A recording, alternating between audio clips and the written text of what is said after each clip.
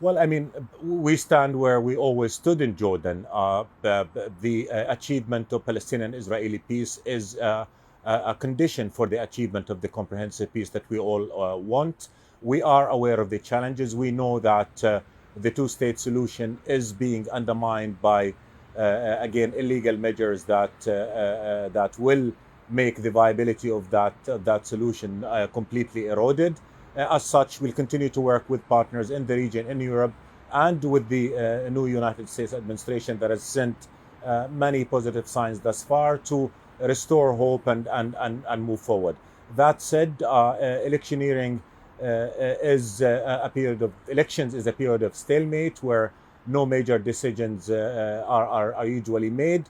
That is one challenge. The other challenge is that petty politicking and electioneering that is manifested on more aggressive measures, like expansion of settlements at a pace that we have not seen for years, rhetoric that does not commit to the land for peace formula, which was the basis on which the whole peace effort was started,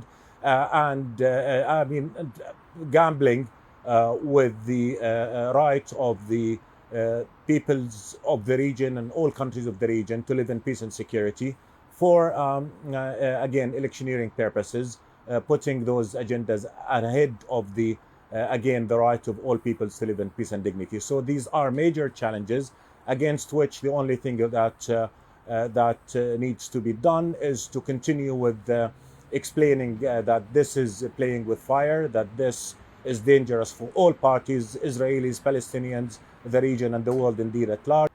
His Majesty King Abdullah of Jordan and the Crown Prince were just in Riyadh earlier this week, reviewing ties between the two countries and discussing joint cooperation. There have been reports that if Saudi Arabia were to normalise relations with Israel, that the fate of one of Islam's holiest sites, the Al-Aqsa Mosque, of which Jordan is custodian, could be up for grabs.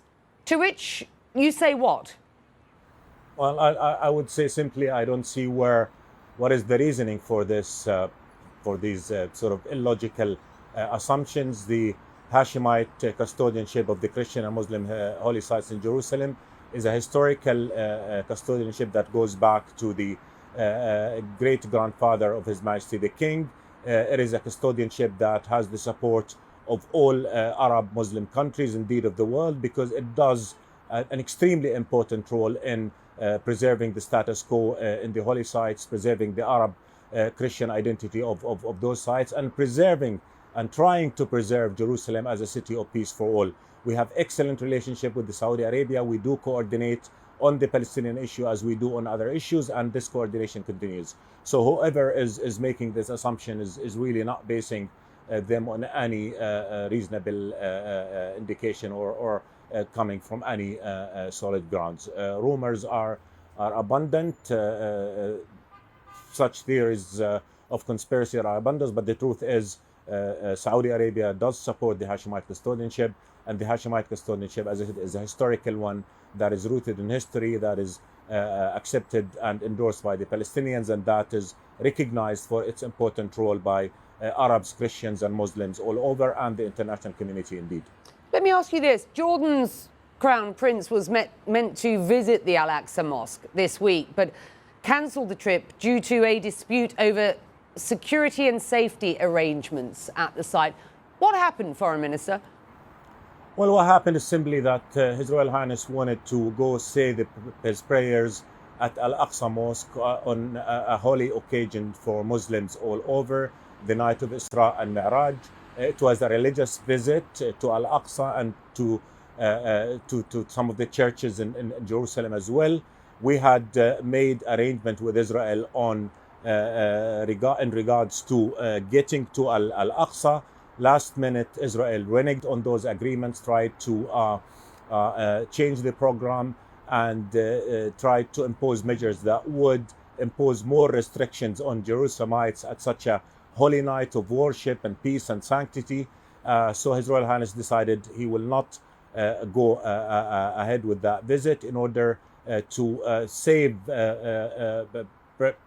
people of Jerusalem the heaviness of further Israeli restrictions in order to protect such a holy occasion from the violation of its sanctity, serenity, and peaceful nature. Israel reneged on the agreement that we had with them. They violated their obligations as an occupying power, and they also violated the right of freedom of worship. So that's something that we are extremely unhappy with and angry about. And again, a religious visit for worship at an extremely holy occasion was disrupted by Israeli measures that we do not understand and we do not accept. Israel's Prime Minister, meantime, was due to take an historic trip to the UAE, where I am, but decided to postpone it last minute, laying the blame squarely at the feet of Jordanian authorities, citing difficulties in coordinating his flight through Jordanian airspace. Is this true? Becky, you renege on an agreement with Jordan. You disrupt a religious visit. You create conditions that made this religious visit on a holy occasion impossible, and then you expect to come to Jordan and fly out of Jordan. Let's be serious here. Is this something that could be expected?